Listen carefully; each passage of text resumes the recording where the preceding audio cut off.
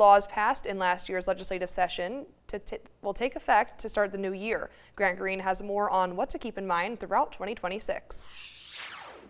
Under existing state law, the minimum wage is adjusted annually based on inflation and cost of living data. The minimum wage has now been increased from $11.50 to $11.85 an hour. Municipal and school elections will now take place around the time of a primary or a general election. Fort Pierre Representative Will Mortensen told lawmakers that the move will improve voter turnout.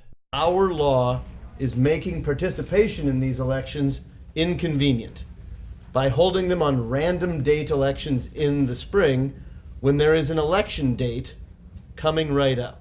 Opponents feared a possibility of communities being drowned out by bigger elections. In many cases, our municipalities have chosen to stay with April elections so that they are not tied to the partisanship that is so tearing us apart these days. South Dakota residents who do not hold a physical residence will no longer be able to vote in state or local elections. The bill's sponsors said too often people were taking advantage of South Dakota's voter registration laws. People state shop.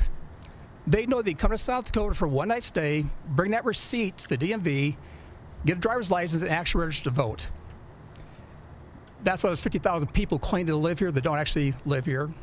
Opponents of the law said it would create constitutional challenges since residents will have to show proof of state residency for 30 days straight.